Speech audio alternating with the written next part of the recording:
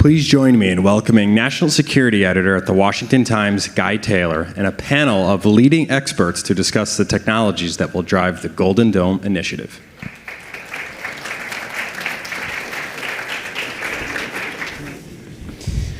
Hi, everybody. I'm Guy Taylor, the National Security Editor at the Washington Times, and I want to thank everybody for being here. We're excited to kick off our first panel with a really special group. We've got three of the most knowledgeable experts on really the technology of next-generation missile defense as it stands right now here on stage.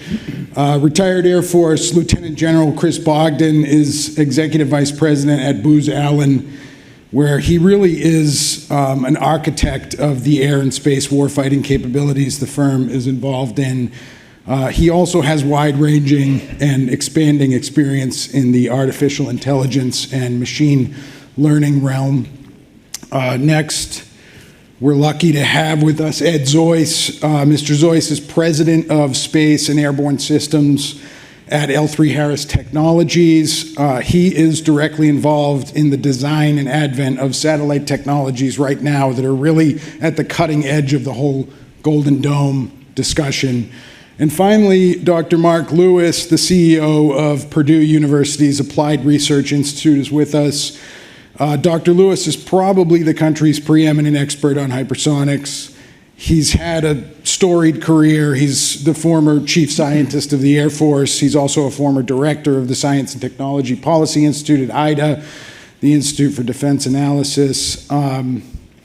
So let's jump right into this. President Trump signed his executive order on January 27, at the end of his first week in office, declaring that the threat from next-generation strategic weapons has become more intense and complex with the development by peer and near-peer adversaries of next-generation missiles and delivery systems. The order called for the establishment of a new missile defense shield to protect the U.S. homeland. The title of the executive order was the Iron Dome for America, a reference to Israel's Iron Dome missile defense shield. The Pentagon subsequently changed that nomenclature in February, somewhat discreetly, in an advisory to defense contractors that called it Golden Dome. The period since has seen a lot said and written about what this Golden Dome could or should consist of technically, and there's plenty of debate at this point. So I'd like to start here with you, Lieutenant General Chris Bogdan. Booz Allen has proposed a missile shield consisting of space-based interceptors capable of intercepting ballistic missiles early in the boost ascent and mid-course phases. Booz Allen has called this the, quote, brilliant swarms satellite concept for missile defense. So a couple of questions. First, tell us a little bit about brilliant swarms. How many satellites are we talking about here? Is it dozens, hundreds, thousands? And then second, how do space-based interceptors actually work at this stage of the technology? And how do they work in this boost ascent mid-range, mid-course phases? And how is that actually different from the ground-based interceptors that exist now? Great question. Yeah, so the current missile defense system is a layered system, as we all know, and the executive order talks about wanting to defend against ballistic missiles, hypersonics, and cruise missiles. I'm going to fundamentally talk about ballistic missiles. Any missile that's shot from the ground that enters the exo-atmospheric realm is a place in which brilliant swarms can have an effect. The current system today is mainly made up of ground-based effectors in three layers. The top layer is the exo-atmospheric, and you've got your GBI. The atmospheric layer, you've got your SM-6s and your SM-3s and your THAADs. And then in the terminal phase, you have your Patriots. While this is a very capable system that we have today, what it cannot do is it cannot intercept and defeat ballistic missiles in their boost ascent and early mid-course phase. You have to wait until those missiles are closer to the United States, more line of sight. And the worst part about waiting that long to intercept ballistic missiles like that is they are past their boost phase, past their ascent phase, and they are probably going to deploy countermeasures. And in many instances, there are multiple warheads that are going to come out, making the problem for our ground-based interceptors that much more difficult. So if you can figure out a way to intercept ballistic missiles early in their boost ascent phase, just as they're coming past the atmosphere, you're catching those missiles at their most vulnerable point because they're still burning. They're not releasing their countermeasures, and they have yet to deploy their multiple warheads. But this is a difficult problem, and it is mainly a timing problem because you can't put enough ground-based interceptors close enough to the launch point to catch those missiles in their boost and ascent phase.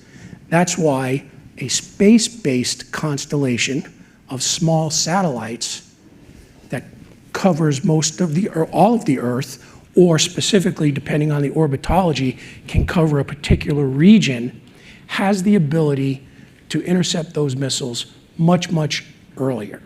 Our concept, Brilliant Swarms, is for a constellation of small satellites in various different orbitologies, different inclinations, different orbital planes, different altitudes, depending on what you want to cover. And each of these small satellites can do a number of things. The first thing is they will have a peer-to-peer network so that every satellite in the constellation can talk and know what every other satellite knows. That's very, very important for things like shot selection and for orchestration of the constellation. Overlaid on that peer-to-peer network is AI and machine learning, and we can talk about that later and how that works. The second thing that these satellites will have is they will have a tracker and a seeker on them. The tracker, once given a cue from our OPIR or our SBIRS capabilities, will then be able to track these ballistic missiles from birth to death. And the seeker is used for the end game when these satellites actually become the hit-to-kill vehicle. So the satellite itself will have axial thrust on it, it will have a divert and attitude control system on it, and when given the command to, we'll have the ability to start a maneuver and then home in on those ballistic missiles and defeat them in their boost ascent phase. I want to pivot. This is perfect for Ed Zoiss because I'm hoping, Ed, that you can give us a view of where the U.S. is right now in terms of actual capabilities with regard to the development of these kinds of satellites that are capable of tracking missiles from space. L3Harris has actually been working in recent years with the Space Development Agency and the Missile Defense Agency on test launching so-called hypersonic ballistic tracking space sensor satellites, HBTSS.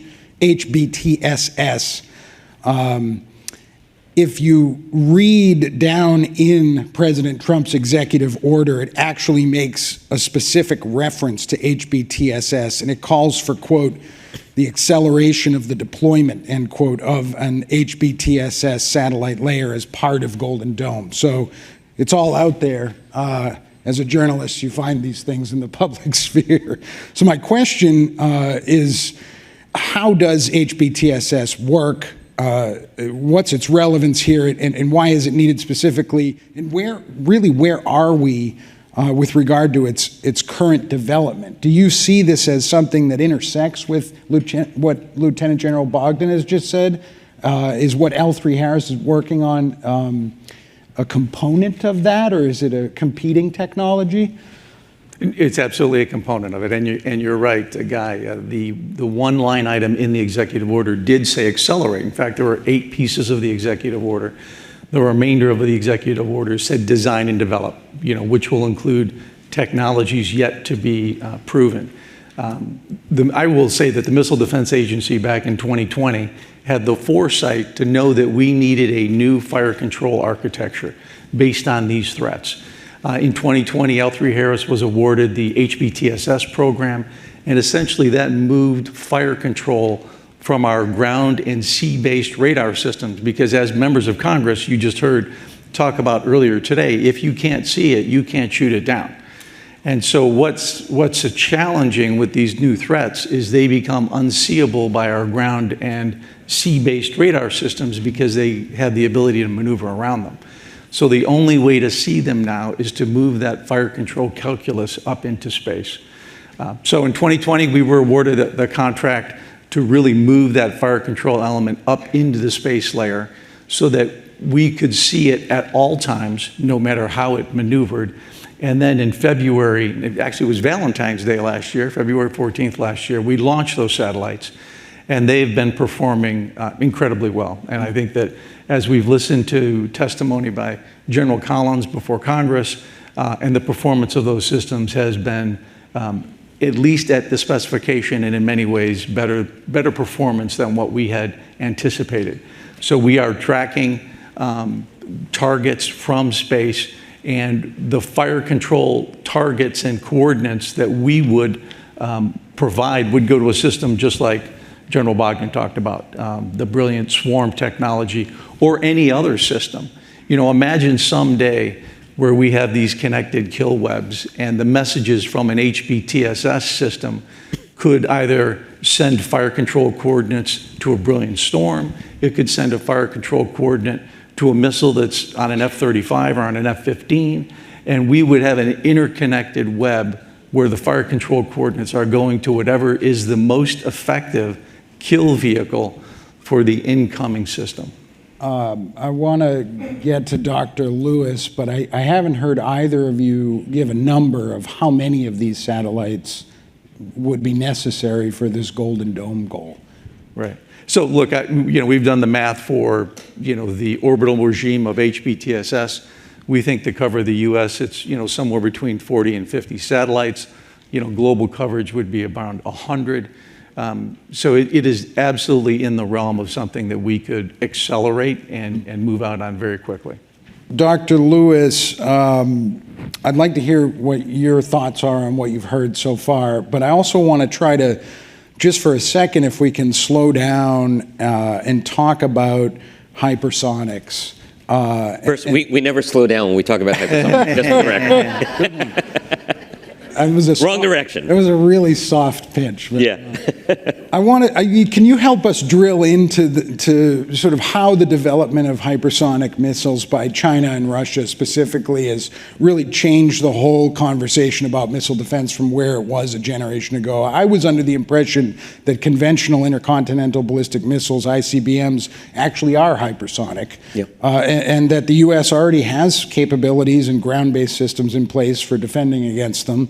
But now we have the emergence of hypersonic glide missiles. Mm-hmm. What is the difference here, and where is the U.S. currently in terms of capability for tracking and neutralizing hypersonics? So I think my job today is to explain how much more difficult missile defense is becoming because of the development of these hypersonic weapons, but also to remind everyone difficult doesn't mean impossible. And we've heard already solutions that should enable defense against future missile threats. So hypersonics, the academic definition is typically anything that flies faster than about 5 times the speed of sound. So you're exactly right. An intercontinental ballistic missile is traveling far beyond Mach 5 times the speed of sound. It is hypersonic. Any spacecraft that's entering the Earth's atmosphere is traveling at hypersonic speeds. But today, when we say hypersonic, we're generally using it as shorthand for hypersonic and maneuvering. And that's the key, and that's the new technology that we are dealing with. Maneuvering hypersonic systems are a technology that the United States basically invented. We did all the fundamental research, we did all the development, we came up with the first concepts. And then it's a technology that we frankly allowed to slip out of our fingers and land in the hands of our peer competitors, our potential future adversaries, and especially Russia and China. So a couple of key points about hypersonics. First, there's no one hypersonic thing. Hypersonic refers to a wide range of weapons, everything from relatively large glide vehicles to high-speed cruise missiles. So it's a pretty wide spectrum of threats. Second point is, I always want to step back and say, why are our competitors pursuing hypersonic technology? And the simple answer is because hypersonic systems are very survivable. They are hard to stop. Emphasis on they're not impossible to stop, but they are hard to stop. All right, a hypersonic weapon that's banking and diving and maneuvering is first, it's hard to predict where it's going. It's hard to even figure out what it is. It's difficult to track once you've identified it. And then it's difficult to stop by its very nature. Let's talk about, if I may, some of those challenges. So hypersonic weapons generally operate in the sweet spot that makes them especially difficult to see. They operate at altitudes that are low enough that they're difficult to see over the horizon. And you think, okay, well, we'll go to space-based solutions. There's a challenge there because they're at altitudes such that if you're looking at them from space, you're generally seeing them against the background of the Earth. So you're looking at a warm object against a warm Earth, and that makes the tracking problem all the more difficult. The HBTSS that we just mentioned was specifically designed to solve that problem with sufficient sensitivity to be able to detect a hypersonic system. All right, once you've detected it, and if you've been able to track it, and that almost certainly involves some use of machine learning, some artificial intelligence capability, because you need to be reacting very quickly. You need to identify it quickly, you need to be able to track it quickly. Okay, now how do you stop it? If you can get it in the glide phase, that's a great way to do it. And that's why those space solutions are extremely attractive. If I can't get it in the glide phase, then I have other options. One is to hit a bullet with a bullet. So I have to have a hypersonic attack system that defends against my incoming hypersonic weapon. That's difficult, extremely difficult, not impossible. The other opportunities you might have, directed energy, so such things as lasers to try to blind sensors, to damage surfaces, other forms of electromagnetic energy. The other solutions that you might have available, technologies that use the energy of the weapon against itself. So for example, you put up what's often called the wall of metal. You have a gun that's firing, lots of projectiles. The hypersonic weapon hits it, its own kinetic energy damages it. All right. I'd actually, thank you. That's very lucid. It does actually get even more complicated, and I want to ask Ed Zoiss this, in pointing out that China actually tested a fractional orbital bombardment system in 2021 that featured hypersonic technology and displayed a capability essentially for circumventing the most advanced systems that the United States has at the moment. From your perch, what went through your mind when you learned of that test? Yeah, I mean, look, the first thing that I thought of was, thank goodness that we had started this in 2019 with the Space Development Agency and with 2020 with the Missile Defense Agency. So we had the makings of the Golden Dome architecture currently in process, but it was a huge wake-up call. I mean, it was, it really laid bare our current architecture for missile defeat. I mean, it was a real wake-up call for our nation. At that point, we knew we needed to accelerate missile warning, missile defense. We needed to have full-time custody of these missiles. As we heard of this morning, generally when we know a ballistic trajectory, we know the endpoint. So we don't have to maintain custody of the ICBM throughout its total trajectory, its total flight. But as you've heard with these maneuverable vehicles, we need to maintain custody of these hypersonic weapons throughout their entire flight, which we didn't have the architecture for. Yeah. So that architecture started to take shape in 2019 with the Space Development Agency, with the first tranche of the tracking satellites. Then in 2020, the Missile Defense Agency awarded fire control for space. And so we had the start of what really would become the foundation, of the Golden Dome architecture.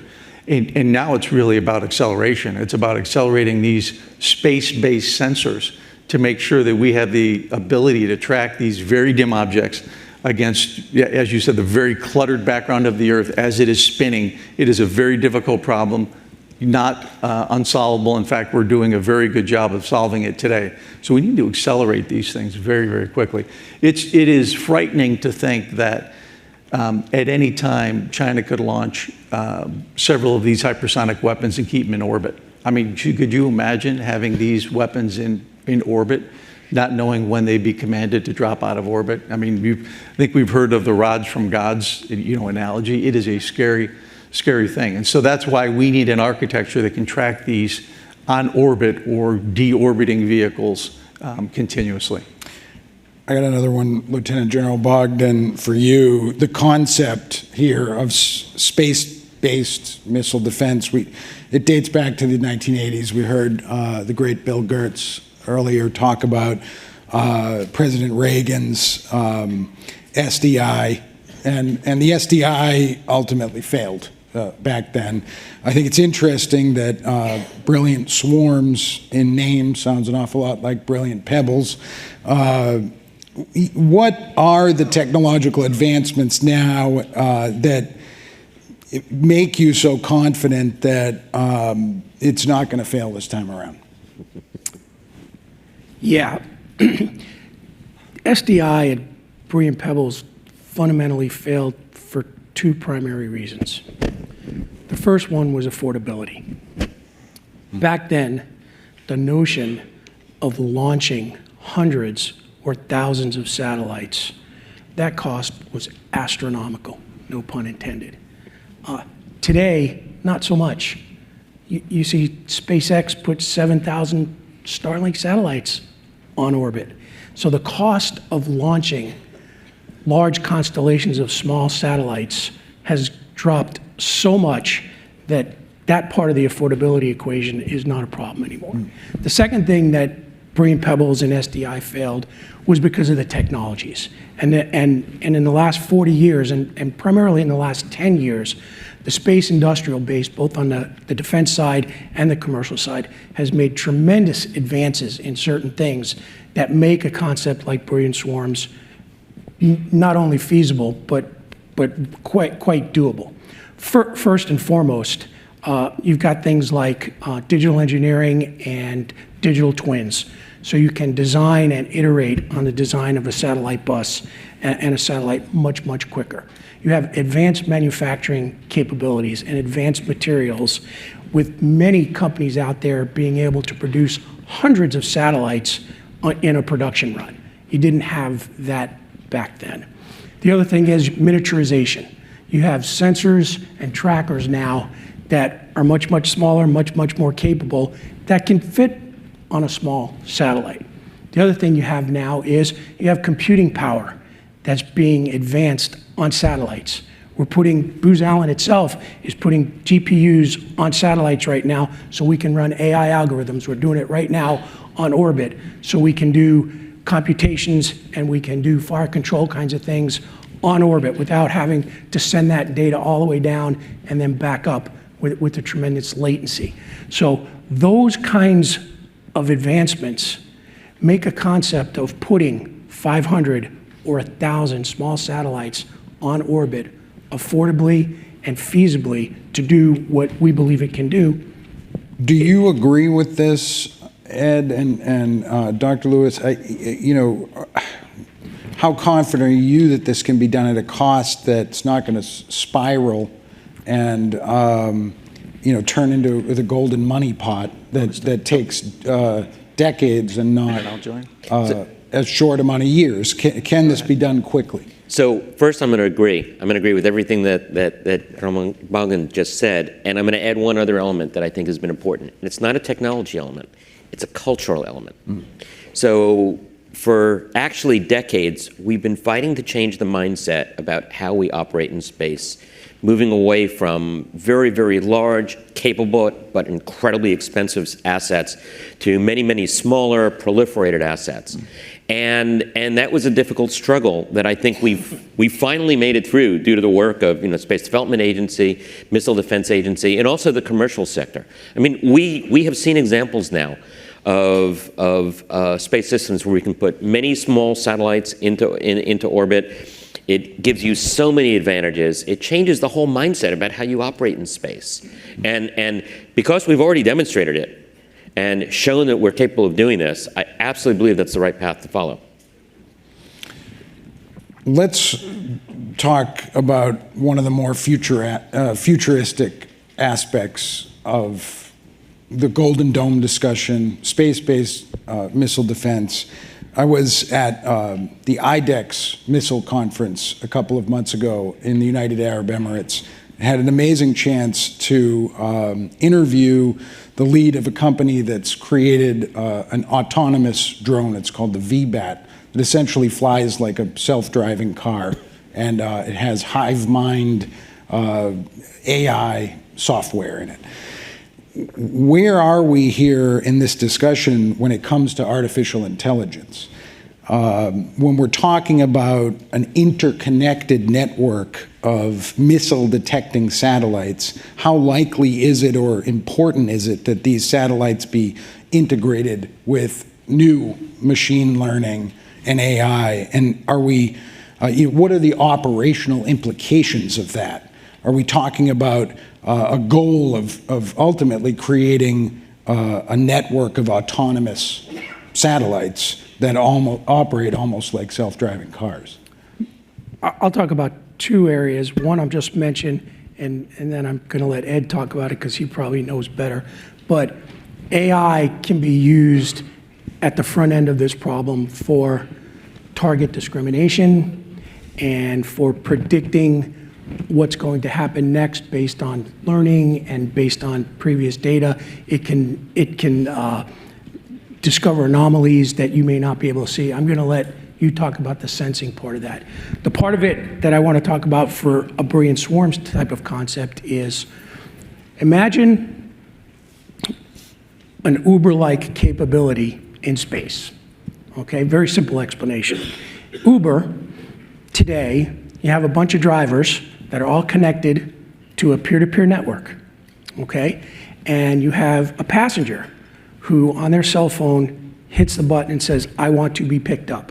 That signal goes to the peer-to-peer network, and what very quickly happens with Uber is, and it uses some artificial intelligence and machine learning, not to the level we'll need it, but it figures out which drivers are the best ones to potentially pick up that passenger. And it notifies those drivers. And then the driver that wants to pick up that passenger gets to say, I'm going to pick that passenger up, and that connection is made, okay? Take that in a brilliant swarms concept now. We have 500 or 1,000 satellites all talking to each other. There is a launch indication of a ballistic missile. Every one of those satellites now knows the trajectory and knows where and what that ballistic missile is. So the satellites are like drivers, and the ballistic missile is the passenger. What we've developed at Booz Allen is a set of AI algorithms that will now allow you, for that 1,000 satellite constellation, to figure out very, very quickly which are the best satellites in the constellation to now go and intercept that missile. And then they begin to maneuver to intercept that missile. The advantage of a system like this is, in the boost ascent phase and the early mid-course phase, if you have enough satellites in your constellation, you'll have many more than one opportunity to kill that missile. And the system will know that, and the system will start sending satellites to back up the first bullet in case the first bullet missed. So you will have many opportunities in that early phase from 3 to 8, 10 minutes to do that. Booz Allen's building those algorithms today. We've modeled them. We're simulating them. We're actually putting GPUs in space right now to test out those capabilities. It's there. So look, Guy, your question was, is AI going to be used in this environment? The answer is, of course it is. I mean, we're using it. Each of us in the room are using AI every day. Every time you do a Google search, you're getting a generative AI, response back. And so it is not a leap to think that we're going to put it into our, weapon systems. In fact, HBTSS, on how we've discerned this very dim object against this very cluttered background of the Earth, is we have AI models that we've trained so that the sensor can find these very, very difficult objects against the cluttered background. And it's just going to get better. I mean, all these satellites are cross-linked, as General Bogdan said. All of them have computational horsepower around them. The cloud will migrate to space, right? It won't always be that a satellite needs to talk to a ground element to do processing. Processing will be done on board, as it's starting to be done today for target discrimination, and that'll only get better with time. So I think these systems will just get better and better. So I'll offer the anecdote. A few years ago, I was involved in a discussion with the intel community about a particular test that another country had done. And the folks in the intelligence community had done this incredible job of figuring out exactly what it was and what it did and how it did it and how fast it flew. And it was one of those, proud to be an American moments when you see, the strength of our intel community. And yet, it had taken them 2 weeks to do that analysis. And the end of it, it's like, well, if this were an actual hypersonic weapon, for example, flying at us, we don't have 2 weeks to figure out what it's doing. Right. We have literally minutes. So remember, when you're traveling at 5 times the speed of sound, you travel roughly a mile a second.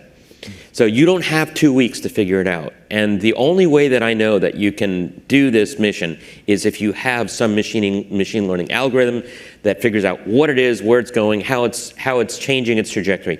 All that will absolutely depend on artificial intelligence. I have one other comment. If you think that that kind of application is far-fetched and in the future, go take a look at what the Ukrainians did early in the conflict with the Russians. They developed a system called GIS ARDA. Yeah. There was a young lieutenant colonel in the artillery in the Ukraine. And what he did was he built an application. And he put that application in all the artillery batteries and all the anti-tank batteries around the Ukraine. He also took that application and put it on cell phones and gave it to civilians. And what that application could do was, when a Russian tank came up, you could take a picture with your phone, and by taking a picture of that tank, you would pass the information about where that tank was and where it was moving into the network, the GIS ARDA network. And very, very quickly, just like Uber, it would tell you which is the best artillery battery, which is the best anti-tank battery to shoot that tank. They took their F2T2 fire control process from 25 minutes down to less than a minute using AI. That's the kind of timing you need to do things with hypersonics. You need that understanding very, very, very quickly. I'm going to try to ask this next question without having it be a political question. I really want to know if you'd looked at the Washington Times or seen it online, the print copies that are here, the old-fashioned print copies, you'd see mine and Ben Wolfgang's exclusive today about President Trump's internal deliberations about who to appoint as a Golden Dome czar. So my question is, which agency should be in charge of implementation and oversight here? And if it's no comment, I understand. And do you agree with this idea that there should be some office created or one individual given some kind of power? And what are your thoughts on this? And I throw it out to the group. I'll dive in a little bit, but not too much into the deep end of the pool. My first comment is, after spending 34 years in uniform and 20 plus of it as a PEO and an acquisition guy, I can absolutely guarantee you that if the Department of Defense tries to do this using the 5000.02 regulations and policies and the JSIDS process, it will fail. It will fail, okay? And this administration has no patience for things that don't go fast. So first off, regardless of who gets the rose pinned on them, they're going to need the authorities that go outside of JSIDS and outside of 5000.2 and possibly even outside the comptroller's financial regs to make this happen quickly. The second thing is, there are many, many organizations with DoD that have to play in this. From the users, the COCOMs and Northcom, to all the development agencies that develop capabilities. Because Golden Dome is a system of systems, and there's many different gaps in it right now, and we have to develop capabilities to fill those gaps. So MDA, SDA, Space RCO, SSC, all of the defense innovative units, they're all going to probably, the NRO, they're all probably going to be part of that. And the question really is, what's the governance? How do you govern that? How do you prevent requirements creep? How do you off-ramp things that aren't going to work very well quickly and do that quickly enough so you can start something else? So the problem is a problem of governance, and if they try and use the old system, they're going to fail. No, I think you said it very well, General. Look, everyone's going to be involved with this. I mean, all the agencies you mentioned, they all have a stake in this. They all have unique skills and capabilities. They all come with a heritage and capabilities to bring to this Golden Dome architecture. It is about governance. It is about pinning the rose on someone and moving forward. And I think from everything that we're hearing, we're close. And so we look forward to the announcement and then really the acceleration. I mean, industry I think is ready, and we're ready to go on this. And so it's just a matter of, at this point, getting the announcement, getting the authority vested in that individual, whoever that individual is, and then moving out quickly. I agree completely. I mean, if you're going to make something a priority, then you have to empower an individual and an organization that truly can carry it through, and you need to give them what we used to call 007 authority, license to kill when necessary, right. And figuratively, not literally. Oh, well, maybe literally, but figuratively. But yeah. Dr. Lewis, this might sound like a simple question, but how much of Golden Dome is just about deterrence? Obviously, we want the systems that we're outlining here to work. If they need to, we've heard some pretty sobering description of the kinds of attacks that could be launched. But is it your view that simply having this system is in many ways the point? Does it signal to adversaries that there's not even really a point of firing missiles at the United States? And would it perhaps solve this problem of proliferation, this acceleration of proliferation that everyone's talking about in this current moment of great power competition? So I'm just an engineer, but I would argue that certainly there's a component of deterrence, but it's more than that. And deterrence works against a rational adversary. Unfortunately, we live in a world where we have what I believe are irrational adversaries. We have adversaries who are willing to risk large portions of their population. We have adversaries who'd be willing to, risk escalating conflicts to meet their own means. So it's more than deterrence. It's a capability so that when we're faced with the threats from these irrational actors, we can deal with them effectively. I agree with you. Some of our adversaries may be undeterrable. But if you make them think twice about how successful they can possibly be to attack the United States, you've put doubt in their minds. And that's a good thing. Yeah. And that's always a good thing, because now they're going to have to think long and hard about what they do. Yeah. Whether you call that deterrence or not, I'm not sure. But that's part of it. No, I agree completely. And I think, if you look at the role of, for example, the Missile Defense Agency in the end of the Cold War, I think it's pretty clear that the Soviets saw that as we were building a missile defense capability, it may not have stopped all their missiles, but it certainly subtracted from the number that would successfully make it through. And when they added in that, when they figured out the effect of that subtraction of their effect, they realized that the equation had changed, the balance had changed, and I think that was a significant factor in helping to end the Cold War. Guy, I do, since the panel is about technology, I do have a question for my colleagues.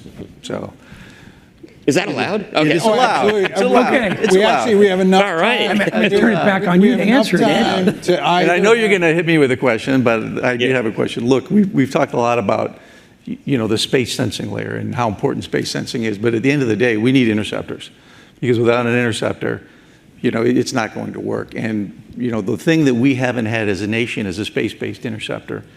That has been something that really has, it eluded us. I think a lot of it was policy-driven. But there is significant technical challenges with space-based interceptors. I'd love to hear, maybe you, Dr. Lewis, what are the challenges and how do we get at it? Because that'll be part of the executive order. So, one challenge, there's a challenge that you're faced in any interception process, which is the defender is always at an inherent disadvantage. There's a classic result in physics that indicates that the defender has to be roughly three times more maneuverable than the thing it's defending against. So if you're going against a missile, say, that has 5G maneuverability, you need to have 15G maneuverability. Again, not impossible, but it makes it difficult. If you're defending from space, if you're fighting from space, you have the added complication of orbital mechanics. So that's why you need lots of things in orbit. You're filling various orbit slots. It is very difficult, for example, to change your plane of orbit in space. It takes a lot of energy. It takes a lot of engine firing. So that's another challenge that you do have to overcome. But again, these are technical challenges, but they're not impossible. Right. So one of the biggest challenges in a concept like Berean swarms is, first of all, at the top of a GBI, there's a kill vehicle, okay? So we know how to take a small satellite-like thing and have it hit a ballistic missile. We can do that today. But what a GBI does, or SM-3 does, is it creates the no-miss vector for that little thing at the top of that kill vehicle at the top to hit that ballistic missile. You don't have that when you're on orbit with a satellite. So you have to create enough delta velocity to get that satellite moving to hit that ballistic missile. And now, the bigger your satellite, the more propulsion you need, the more fuel you need. Now you're starting to get very, very large satellites if the assumption is that the entire satellite is going to be the kill vehicle. So there are options, much like a GBI, that says, okay, I can put a satellite on orbit, and instead of having all of that satellite become the kill vehicle, maybe just part of it becomes the kill vehicle. But there's a physics problem there because, again, larger satellites, they cost more. Larger satellites, harder to keep on orbit. And oh, by the way, if you put 500 or 1,000 satellites on orbit, you've got to believe that every 5-7 years you may have to replenish them unless you can find a way to keep them in their orbits. Right. So there are issues that have to be solved, but they're not impossible to be solved. And that's the good thing about this. The technology and the will is there today. We just got to make it happen. We've got just enough time for closing comments. You've each got about 30 seconds. I don't know who wants to go first, but we've got to wrap it up in 3 minutes. Go ahead. No, after you. Well, look, time is of the essence. I mean, we need to get after this. I mean, we need an effective system that will protect our nation. I mean, we've seen what's happened in the Middle East. We've seen the threat. As you've heard from both members of Congress, to defend the CONUS, to defend the United States is a much more significant challenge. We have the makings of the technology to start that in motion. We just need to go at it fast, and it needs to happen tomorrow. Golden Dome is a very complicated system of systems. We have lots of gaps in that system today that will need to be filled. And that requires lots of industry participation, but fundamentally it requires the government to tell us what gaps they need to work on, what are the timelines, what is the architecture for this. So I would implore my DoD folks to get moving and let us know what you need. Not what you want, what you need. The physicist who's timed it here to get the final word. Aerospace engineer, not a physicist. So in 2015, I had the privilege of chairing a study that looked at the threat that was being posed by these new classes of weapons. And we did it for the Air Force, and at the time we reported back to the Air Force, this is a real problem that you need to be gearing up for. We actually wanted, one of the members of the panel wanted to title the study, "We're Screwed." Actually, that was the more polite version. That was 10 years ago. 10 years ago, we sounded the alarm that we were in a race. We're still in a race, and we're falling further behind. We absolutely need to accelerate offensive capabilities, but also accelerate defensive capabilities.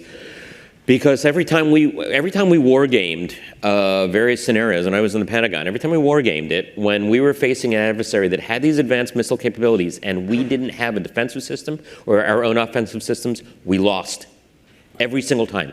So we need these capabilities if we're going to compete with our potential peer adversaries. Retired Air Force Lieutenant General Chris Bogdan from Booz Allen, Ed Zoiss from L3Harris, Dr. Mark Lewis. Thank you so much for joining this conference, being here today. Thanks, guys.